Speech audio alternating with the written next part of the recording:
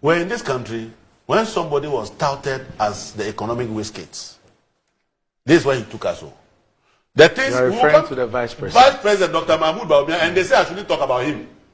When I have a vice, mention his name. Oh, when I have a if my child goes to school, and he comes to tell me that there is a doctor in economics who calculated depreciation of a currency and said that Ghana's currency depreciated by 240%.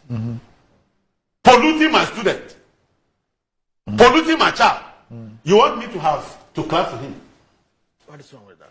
Rate of change to calculate depreciation? What's wrong with that? Where? Who does that? Whenever I say my PENDREAM TV, PENDREAM TV there, I see them yopo. Memo akwa edeba PENDREAM TV semesters and any day can share best subscribe to channel no click a bell so say the news to also sabetimi aka no ati. Honorable Adongo ena abe expose Bawumia NPP. Esanse abatu odru ya omasha ase ekuki omo ankasa figures e de beto abonten a enya nokre na eno na ene good morning Ghana so abra no one yidiombo akone Randy Atenase no ene figures aban na ekuki di ato abonten no Honorable Adongo approve say enya nokre na esanse abatu abenti na omo kuki sa figures na one mem kasa bebre me pese be kwa akọ video no ho kwan a ona boy Adongo expose Bawumia figures a ogina simpie so ode tutudwa any figures a NPP metrics e de check economy ni nyina o ma sha ase e create o mo ankasa de de beto abonte in kasa pe yenko na yenko video. Okay.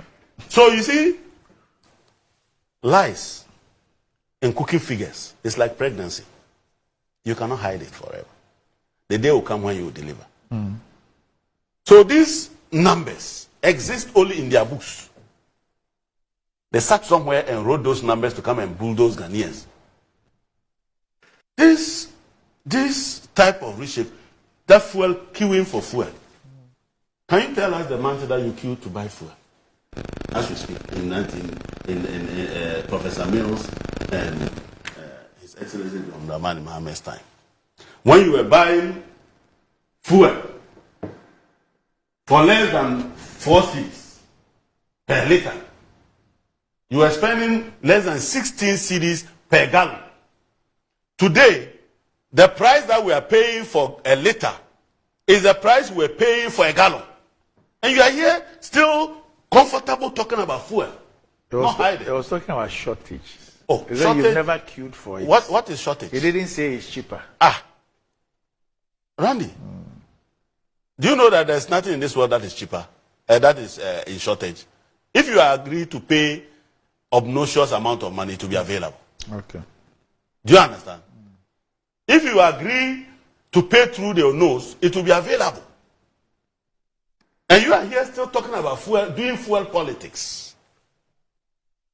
The fuel that we cannot buy at the pump, you are still talking about it. Power. Somebody generates the power, and you come and say that because you are able to sell it cheaper than the one who produces it, you are better than the person. But Randy, are we not in this country? How many times have the electricity bills gone up in the last 2 years? Electricity bills have gone up for more over 80%, and you are talking an average of 11%. From where? Which data? You see, this is the type of cooking of data. Electricity bills, every quarter, it goes up. Every quarter, it goes up. Every quarter. It is your IMF program that every quarter you increase electricity bills. To the extent that electricity bills have gone up by almost 70% in the last 2 years. And you are talking average 11%. And this is the one you want to go and sell to the people of Ghana. Cooked data. Which 11%? Where did you get it from? Where did you get that 11% from? And you want us to believe you. You see, import duties. That you reduce import duties by 50%. No, we've not reached there yet. No, he mentioned that they reduced it by 50%. No, I said at the time. At the time. I want to go to that at the time. Okay. What happened? That was a scam. Do you know that we never had benchmark duties at the port. Benchmark duties itself is frowned upon by our Customs Act. Okay. That you are supposed to use the transactional values in determining the duty. But you remember they came to say that they were going to abolish 1% import duty, special import duty. When they abolished the 1% import duty, special import duty, if this phone, you were charging 1% on this phone at 100 cedis, they went to the port and said that we don't care how much you are importing this phone. As far as we are concerned, we are benchmarking this at 200%. Calculate 1% or 2% on 200 and compare it to when you were calculating 1% on 100. Then the import duty shot up because they went there and they gave it left with the left and took more with the right. Importers started crying, how come you said you have reduced the import duty by 1% and now we are paying more? Then those cries were so intensified that one day at he called it stakeholder engagement with the economic management team out of the blue. He announced that he was going to give 30% rebate to importers of vehicles and 50% for certain selected items. Even that, what happened? Importers were still crying because if you had stayed with even the 1%, they were going to be paying cheaper. So all that you did was to scam them. And the importers are aware. So how can you scam people? And even that you couldn't sustain the scamming, you are back to square one. And you are here saying that you reduce import duty. Go to the port today. Go and buy the cars that the Uber people are using. Those vans and whatnot. Go there today. You can't even pay the import duty. The port is virtually empty. People cannot import because they cannot pay the duty. And you have a government spokesperson sit here and tell importers in the face that they have reduced import duty. But I say at the time. At a time. At the point in time. What does that mean? Was the government supposed to run for 1 year? Did they vote for you to run for 1 year? Or they voted for you to run for 4 years and another 4 years? So at a time means what? At a time means what? Randy. In all this conversation, you see that now they've run away from talking about the fundamentals of the economy. How do you deliver infrastructure? How do you pay school fees? How do you employ people on the payroll? You must generate revenue and you must be able to deliver that sustainably. And when a government fails to meet its debt obligation, that government doesn't even qualify to even be seeking office.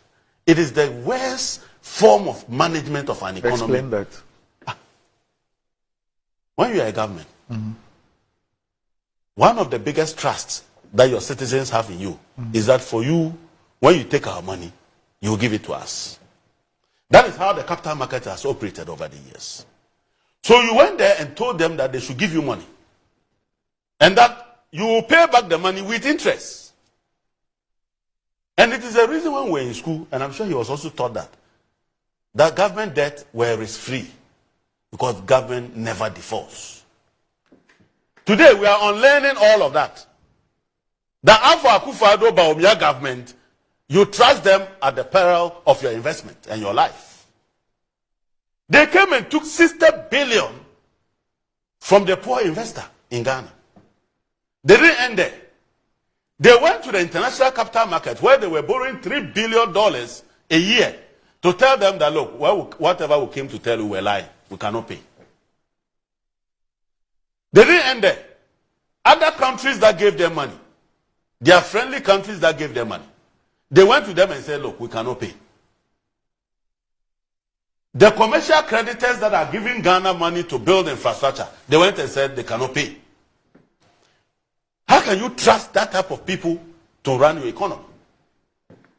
All these services that you are talking about must be delivered within the basis of a sustainable management of the economy. And when you fail, you are unable to manage an economy, that is the worst of it. You must go away. Because you cannot have free money Are you suggesting that we should, the manifesto that you have promised, we should give you the government so that you go and collect the people's money that you have borrowed? You decide not to pay them. Is that how you are going to run this economy? Your record is that you took inflation to 54%. That's your record. It will forever remain the record of Bawumia in our governance. You took the depreciation of the city when you were roaming at Central University, shouting about restoring the value of the city and talking about fundamentals of the economy, not knowing you knew nothing. You took the depreciation of the currency to 54%. That will forever remain the record in the annals of our country. When you said that you were good at managing monetary policy, you came and printed money. Even against your own IMF program, you went printing money. After you had signed an MOU with the IMF, you went printing money. Over 80 billion was printed by you. Is that how you want to come and manage the economy? You took interest rate to the roof. When government itself was borrowing at 33, 35%, how much do you think Kokumenu will borrow? In this mess economy, you are presenting to us that you have created 2 million jobs or 1.2 point something million jobs. You think that we don't think? We will not find you out. I want Dr. Bawumia to come to Boga and commission one of his dugouts in the name of one village, one dam. He should go there. Today, if you go there, even we are in the rainy season, you may not even find water to water chicken. And you want to come back. You said that you were going to give Zongo $50 million a year. It's been almost 8 years. Have you given them $400 million? And you still want to come back? You came and told us that you give each constituency $1 million a year. It's been almost 8 years. Have you given each constituency $8 million? And you still want to come back?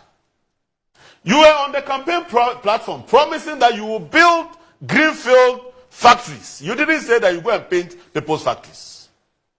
You didn't say that when people are building their factory, you come and load them with some tax exemption and go and write your name there. No, you didn't say that. Because the private sector did not come on the campaign platform to promise those factories. Go and show me the factory in Boga that you have built.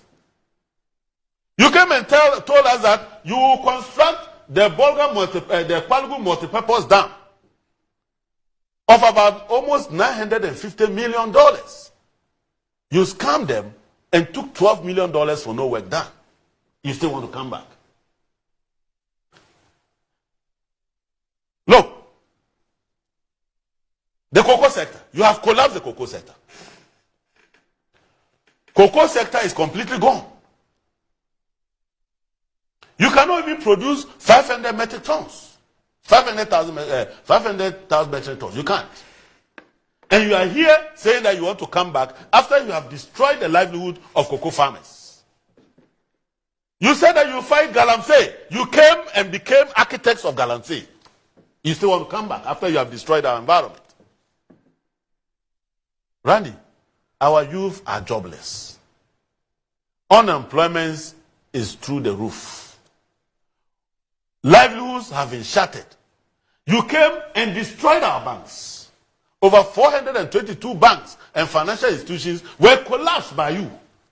And you threw almost 30 million Ghana cedis at this. You still want to come back? Is that how you manage an economy? No wonder they are not talking about economy. Toilet, toilet, toilet. If you ask them, toilet government. You need a toilet. You get up and we're talking toilet. You have built more toilets. You went to Abobloshi and promised them 32 seater toilets there. Go and show me those toilets. The next day, you went and evicted them and took them away from there and made them homeless so you don't build a toilet for them. You are still talking toilets. Go and show me the toilets at Abobloshi. Show me where the people are living now. You people came and said, if you do propaganda with the economy, the exchange rate will expose you. Where is the exchange rate today? Where is the exchange rate today? 16 cities. It's almost 17 cities now. Importers cannot import Volumes have dropped because they simply cannot afford it. People's capital have been destroyed by this person. He says, bring me back. So that he will just finish you quarter. Randy. Agriculture. You say you are the champion of planting for food and jobs. You went to Ukraine, where the bombs are landing, where the people are fleeing for their lives. You went begging for cereals there. How lying can you be? What type of lack of credibility is that? You are in your country blaming Ukraine for your hardships. Then you go to the same Ukraine people and say, I beg you, give me some maize and wheat. The people that they are bombing, who you claim are your problems, now they can farm and give you wheat. Ghana beyond aid begging for wheat in a war-torn country. Very dishonest group of people. Okay. Randy. So wrap up for me on this. Yes. We're in this country, when somebody was touted as the economic whiskets, this is where he took us home. The things You are referring to the vice president. Vice President Dr. Mahmoud Bawumia, and they say I shouldn't talk about him. When I have a vice, mention his name. oh, when I have a, if my child goes to school, and he comes to tell me that there is a doctor in economics who calculated depreciation of a currency and said that Ghana's currency depreciated by 240%. Polluting my student, polluting my child. You want me to have to clap for him? What is wrong with that? Rate of change to calculate depreciation? What is wrong with that? Where? Who does that? A currency cannot depreciate more than up to 100%. A currency can depreciate by 99.9%. He was bringing it to our level. No, it's not. No, our level. Our level. No, I'm not saying your level. Me and my. Oh, Gideon, just don't worry. You want me to give you my Gideon? Oh, you are polluting Gideon, people. don't worry. We'll come back and deal with this. A currency cannot Isaac, just hold on. by more than You know the 99.99%. determinants of exchange rates? Oh, Master, You know one of the listen, determinants of do exchange you know rates something? is Do you know something? Exchange rate calculation is already determined. We are no longer discussing theories. At the Bank of Ghana, the formula they use to calculate exchange rate depreciation is no rate of change. That is why even though your currency was gone, you didn't get 120%, but you got 54%. Because a currency cannot depreciate up to 100% because it loses its value 100%. Yeah.